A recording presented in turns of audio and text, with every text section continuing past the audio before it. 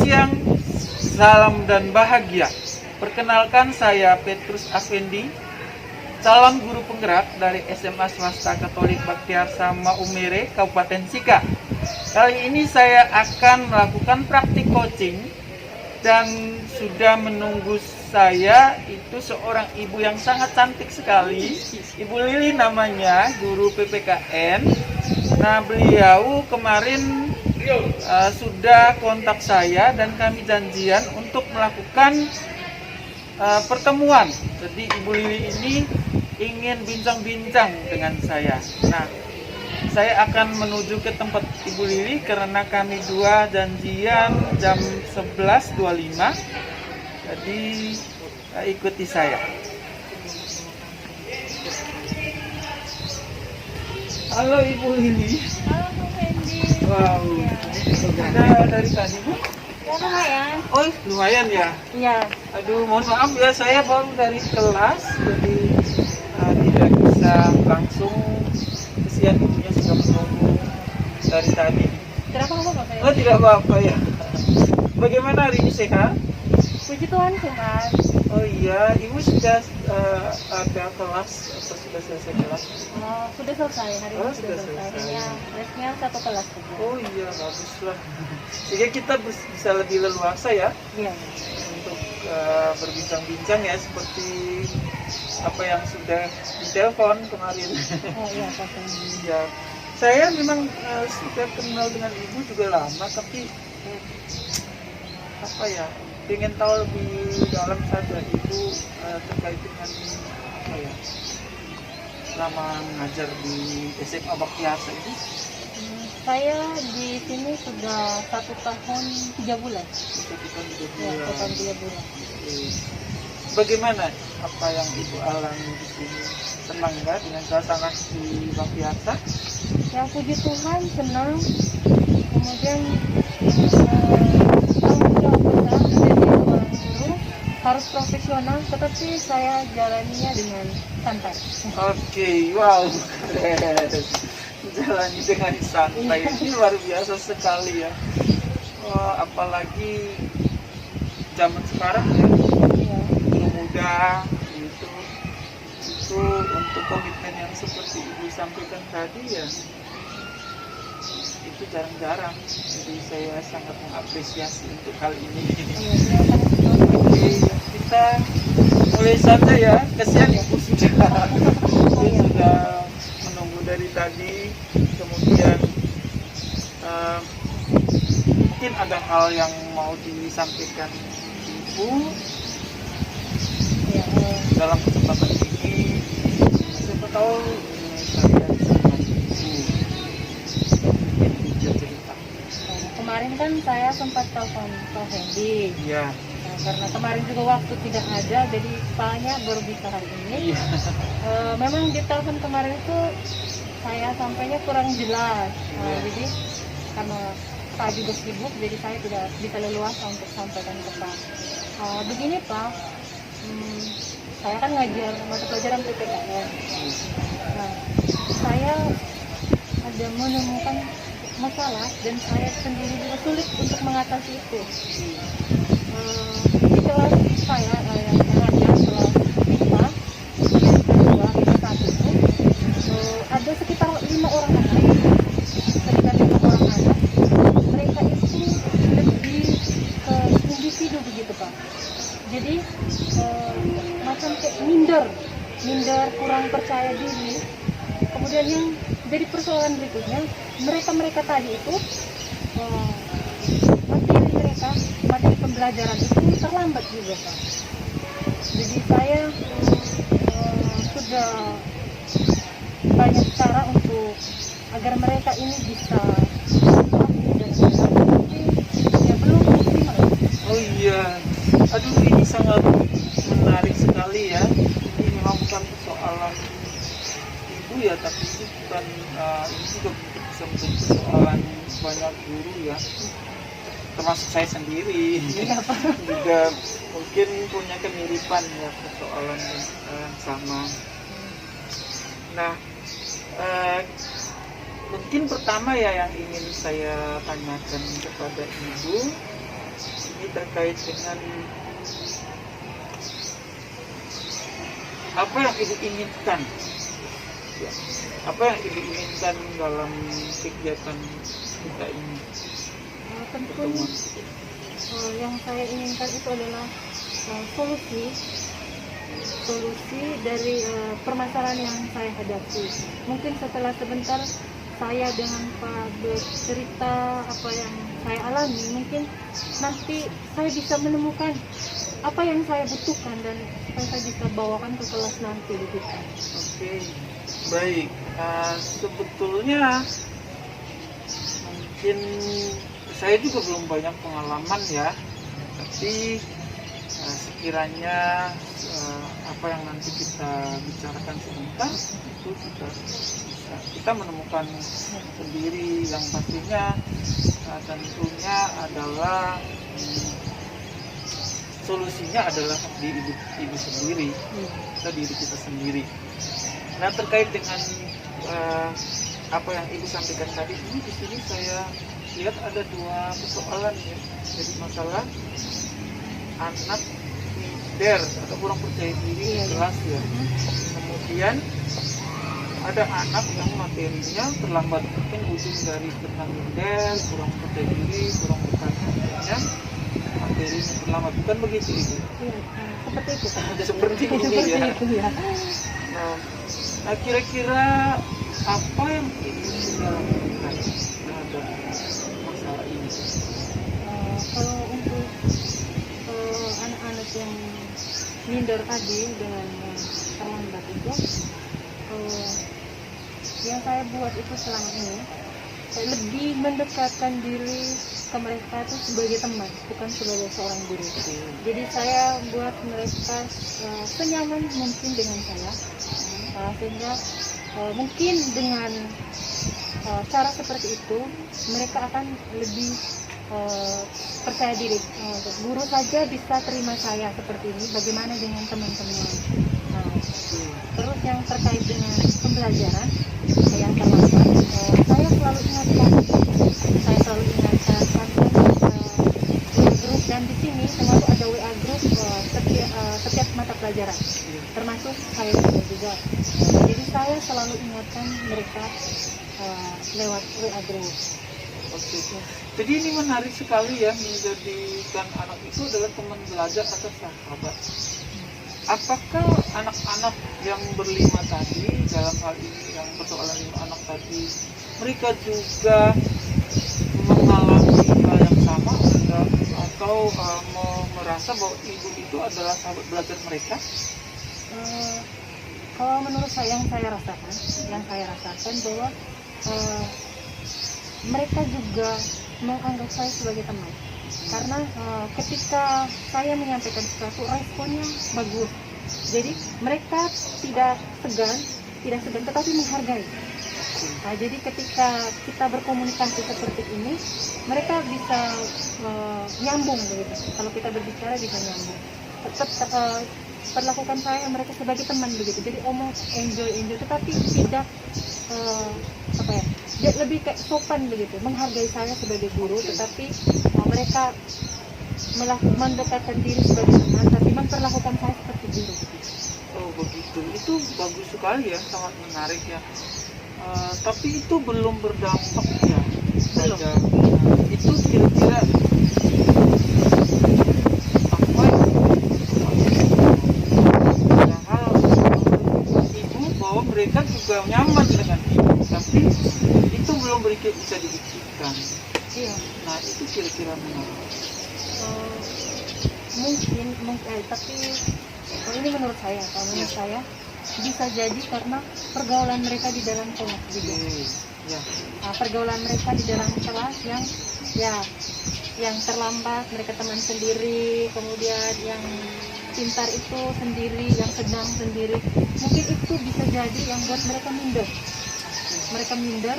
Jadi karena ini teman saya yang pintar, mereka tidak mau berteman dengan saya. Jadi nanti kalau saya mau ini itu juga, mereka bisa datang saja. Apakah ibu sudah menanyakan hal itu kepada 5 anak tadi? Iya. Apa respon mereka? Mereka bilang, mereka malu.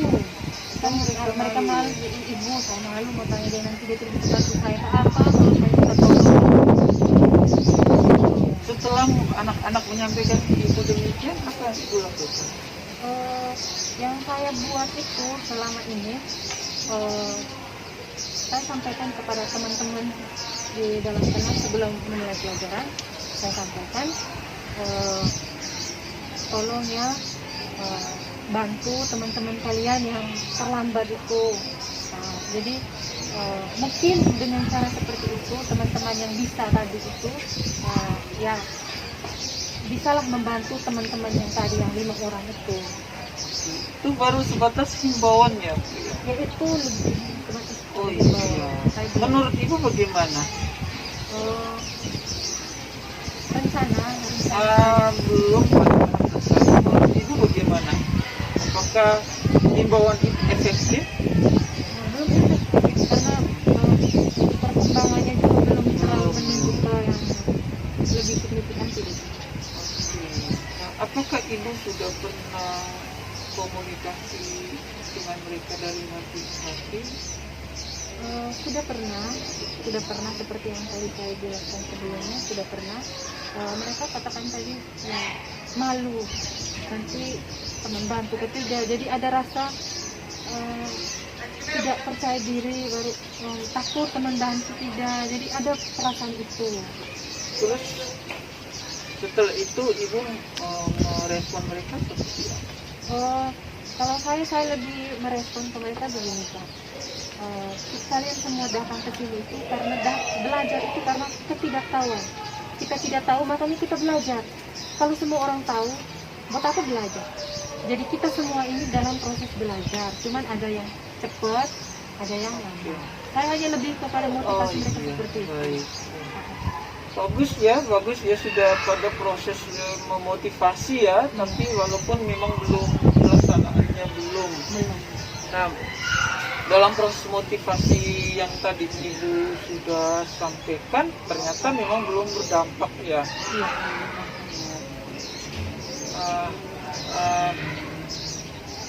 Menurut ibu, apakah kendala yang anak-anak rasakan itu juga soal mereka berkomunikasi dengan temannya susah, atau memang karena pembawaannya mereka demikian, atau bagaimana? Saya kayaknya kedua-duanya. Oh, kedua-duanya. Ya, kedua-duanya bisa saja itu jadi pembawaan mereka, bisa juga karena susah komunikasi dengan teman. Karena ya kalau menurut saya seperti itu. Melihat itu, apa yang ibu bisa lakukan untuk mereka?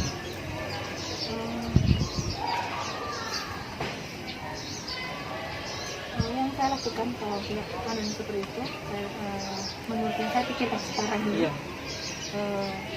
Mungkin anak-anak yang kurang percaya diri tadi itu Pak, kurang percaya diri, jadi mungkin saya lebih banyak memberikan mereka kesempatan untuk berbicara. Oke, Lebih banyak berbicara. memberikan mereka kesempatan untuk berbicara. Kemudian sebisa mungkin saya selalu menyebut nama mereka ketika saya masuk ke kelas. Iya. Ketika saya memanggil nama mereka, ibu ternyata ada panggil saya, ada merasa diperhatikan. Iya. Nah itu yang Baik. saya lakukan untuk anak-anak yang kurang percaya Baik, diri luar tadi. biasa menurut saya. Akhirnya ibu sudah bisa menemukan solusinya sendiri ya. Ternyata dari permasalahan terkait dengan mereka kurang percaya diri itu melalui itu yang mungkin selama ini ibu belum lakukan. Iya. Nah, berarti untuk persoalan tentang rasa percaya diri tadi ya bisa dilakukan dengan cara itu. Apalagi ibu tadi cerita ibu ini kan orangnya komunikatif. Iya. Ya, saya rasa itu sangat bisa sekali. Iya. Bagaimana nanti hal yang demikian juga ibu apakah bisa perlakukan untuk anak-anak yang lain yang bagus? Itu caranya bagaimana? Kalau anak-anak yang bagus itu saya sangat lebih banyak mengapresiasi mereka, mengapresiasi dengan dengan cara saya meminta bantuan. Itu mereka menganggap bahwa ternyata saya ini punya kelebihan, jadi ibu ini selalu meminta bantuan ke saya untuk mendampingi teman-teman. Itu saya rasa bentuk apresiasi juga, karena mereka ternyata saya punya kelebihan dan saya bisa bantu untuk teman saya. Nah, itu cara saya supaya melibatkan bahwa yang bagus ini bisa tetap terus bagus. Terus bagus ya, luar biasa. Bagus ya. Ya, jadi 5 anak tadi dengan solusi yang seperti Ibu sampaikan tadi, saya kira sudah bisa menjawab ya permasalahan yang pertama. Nah, yang berikut terkait dengan materi yang tertinggal. Ini nanti bagaimana? Kalau untuk mengenai materi yang tertinggal, nanti saya akan lakukan anak yang lamban tadi, kemudian yang sedang dengan yang maju itu, yang prosesnya maju, itu mungkin saya akan baurkan mereka. Jadi tidak lagi yang pintar dengan pintar, yang sedang dengan sedang, yang lambat dengan yang lambat. Jadi sebisa mungkin saya membaur mereka dengan caranya tempat duduk.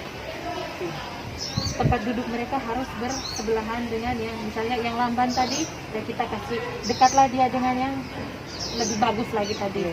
Jadi mungkin dengan cara seperti itu, dengan cara seperti itu.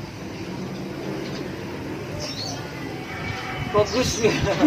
Bagus ya. Iya, iya. Mungkin dari 5 anak tadi, ya, apakah Ibu melihat ada potensi lain dari diri mereka? Selain mereka tadi minder, kemudian terlambat. Saya rasa 2 itu yang paling menonjol. Menonjol ya. Jadi tentunya dalam penjelasan Ibu tadi saya bisa menangkap bahwa Ibu sudah terampil dalam membangun komunikasi di kelas, kemudian mencoba menerapkan yang namanya diferensiasi pembelajaran. Jadi ada pemetaan siswa ya, kesiapan belajar siswa. Nah, itu saya apresiasi, ya bagus sekali ya. Jadi sudah dipetakan, kemudian dengan teknik yang tadi, tentunya ada pendasarannya. Betul bukan ya, Bu? Ya. Nah, pendasaran apa harus mereka dipetakan seperti itu? Ya, mungkin kalau dari saya dari segi kemampuan mereka, kalau dipetakan kan berdasarkan kemampuan mereka. Kemampuan itu tentu diukurnya tadi dari nilai mereka. Jadi saya bisa petakan itu dari situ. Apa manfaat dilakukan pemetaan seperti itu? Kalau manfaatnya tentu saja agar anak itu lebih baik lagi ke depannya, itu manfaatnya. Tentu harapan kita bersama yang seperti itu. Jadi bermanfaat ya, kebermanfaatan dalam proses pembelajaran itu dirasakan juga. Iya. Jadi untuk masalah yang kedua juga saya kira sudah ada solusinya dari Ibu terkait dengan bagaimana buat pemetaan, terus buat proses pembauran tadi ya. Iya. Itu Ibu bisa melakukan itu. Sehingga mungkin dari 2 masalah ini bisa ada solusinya. Nah, terkait dengan konsep ataupun rencana yang sudah Ibu sampaikan tadi, nah kira-kira apa rencana Ibu di kelas nanti melihat situasi anak tadi dari 2 kali? Ini saja rencana saya itu saya berusaha untuk menerapkan itu sesegera mungkin di kelas agar mungkin dilakukan secepat mungkin. Jadi dilakukan secepat mungkin. Ya. Kapan dan bagaimana? Kapannya tentu setelah saya bicara dengan Pak Fendi ini, saya sudah menemukan dengan cerita ini, saya sudah menemukan dan sepertinya segera minggu depan saya mungkin langsung bisa praktekkan itu. Memang sangat penting ya, memang kalau apa yang kita bicarakan hari ini dan tidak segera dilakukan, itu pasti efek kebermanfaatannya pasti kurang begitu. Iya, ya. Memang konsepnya sudah ada. Luar biasa ya ini. Mungkin Ibu bisa memperjelas lagi strategi Ibu untuk 2 hal tadi. Ya.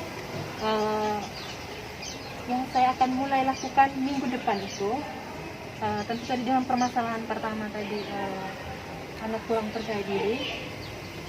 Mungkin ketika saya masuk ke kelas, hal yang pertama tentunya kita menyapa anak-anak secara umum agar tidak terjadi diskriminasi dalam kelas. Jadi saya menyapa anak-anak, kemudian sebisa mungkin, tetapi harus ya, bukan cuma tapi harus, bahwa nama-nama kelima anak tadi itu selalu saya gaungkan di dalam kelas. Iya. Ya, misalnya contohnya, tolong kamu angkat doa. Kemudian ketika bertanya, ini misalnya contoh, dia paham belum?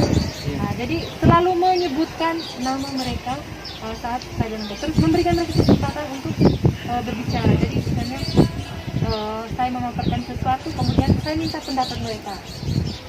Saya akan selalu bilang salah atau benar itu urusan kemudian. Intinya sekarang apa yang ada di pikiran kamu itu yang harus kamu sampaikan. Nah, terkait dengan yang masalah kedua tadi, anak-anak yang terlambat, mungkin yang pertama saya akan buat itu, tadi anak-anak terus berbaur, yang lamban itu saya akan berbaurkan dengan mereka yang maju. Pokoknya di dalam kelas itu harus berbaur begitu. Nah, itu saya akan perhatikan setiap kali saya masuk ke kelas. Itu saya akan perhatikan. Dan yang berikutnya juga, di sini saya akan libatkan juga orang lain. Mantap sekali. Ya. Mantap sekali. Bagus ya, saya juga terinspirasi dengan apa yang Ibu sampaikan tadi juga ya. Luar biasa. Nah, kira-kira apa ukuran keberhasilan dari rencana yang Ibu akan lakukan ini? Kira-kira nanti ukuran keberhasilan yang Ibu gunakan itu apa? Kalau menurut saya, ukuran keberhasilan itu adalah perubahan sikap anak, tentu perubahan sikap anak, kemudian kemajuan mereka dari proses pembelajaran. Misalnya tugasnya mungkin lebih banyak yang sudah diselesaikan, tidak ada tunggakan tugas. Itu mungkin menjadi tolak ukur saya, apa yang saya lakukan itu sudah berhasil atau belum. Oke. Bagus ya. Jadi sudah punya kriteria ya, ukuran keberhasilannya. Nah, kemudian komitmen. Jadi berbicara tentang komitmen ini ya memang sulit ya. Orang bicara bisa saja dengan mudahnya, tapi untuk menerapkan atau berkomitmen itu sulit. Bagaimana menurut Ibu yang nanti Ibu akan lakukan? Tentunya komitmen saya akan lakukan ini terus menerus. Saya akan lakukan terus menerus. Jadi setiap saya masuk ke kelas, saya akan lakukan hal yang sama secara berulang-ulang sampai ada perubahan. Dan bila perlu akan ditingkatkan. Ya, itu yang komitmen saya pribadi. Mantap. Terus dilakukan secara rutin tadi ya. Ya, Ini saya tunggu nih ya. ya. Saya tunggu. Nah, supaya komitmen itu bisa diwujud nyatakan dan bisa berjalan dengan baik, tentunya pasti Ibu membutuhkan orang lain dong. Ya, pasti. Ya. Kira-kira bagaimana? Seperti yang tadi sebelumnya saya sampaikan, saya juga butuh orang lain karena untuk menilai kita bukan diri kita sendiri, tapi orang lain yang menilai kita, Pak. Jadi saya membutuhkan tentunya guru BBBK, saya butuh sekali guru BBBK dengan tentunya teman-teman guru, teman-teman rekan sejawat. Itu yang saya butuhkan. Kemudian pimpinan juga. Ya, pimpinan juga itu bisa mengontrol. Jadi kolaborasi begitu Iya, Ibu ya. kolaborasi. Untuk bisa mencapai tujuan itu harus kolaborasi bersama, tidak bisa itu sendiri. Iya, betul sekali. Gitu ya. Oke, saya kira sangat luar biasa ya perbincangan kita pada siang hari ini. ini Ibu sudah menjelaskan secara gamblang dan konkret sekali apa yang Ibu sudah dan akan lakukan dengan komitmen yang sudah dibangun tadi. Saya ucapkan selamat untuk Ibu ya.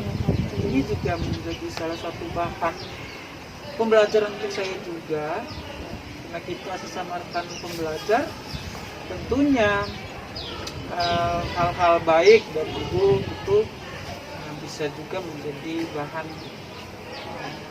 saya juga untuk saya bisa terapkan di kelas begitu ya. Terima kasih ya sudah mau curhat dengan saya, mau berbagi banyak hal dengan saya. Saya senang sekali hari ini ya Bu ya. Sama-sama. Terima kasih juga Pak Fendi. Iya, sama-sama. Jadi saya juga senang sekali hari ini kita sudah banyak membicarakan terkait dengan bagaimana proses di kelas. Dan sebagai akhir dari kegiatan ini mungkin sebagai rekan sejawat saya ingin memberikan motivasi juga semacam apa ya, semacam harapan agar sekali lagi komitmen itu tetap dijaga, dibangun. Dan kalau misalnya ada sesuatu hal lain lagi, kapan-kapan kita boleh berbincang lagi ya. Pasti. Ya, sehingga interaksi ini juga bisa berjalan lebih baik lagi.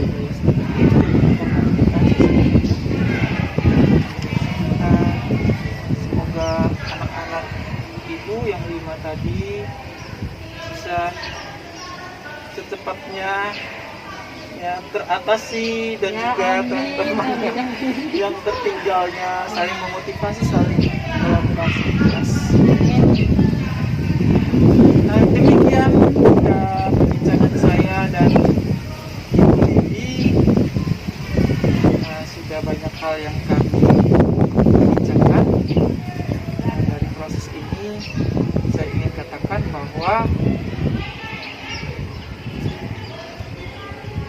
pengalaman berbagi dan juga menjadi orang yang komunikatif itu sangat penting dalam sebuah proses pembelajaran agar suasana pembelajaran di kelas menjadi lebih kondusif dan tujuan pendidikan yaitu berpusat pada peserta didik itu terwujud. Demikian dari saya, selamat siang, salam dan bahagia.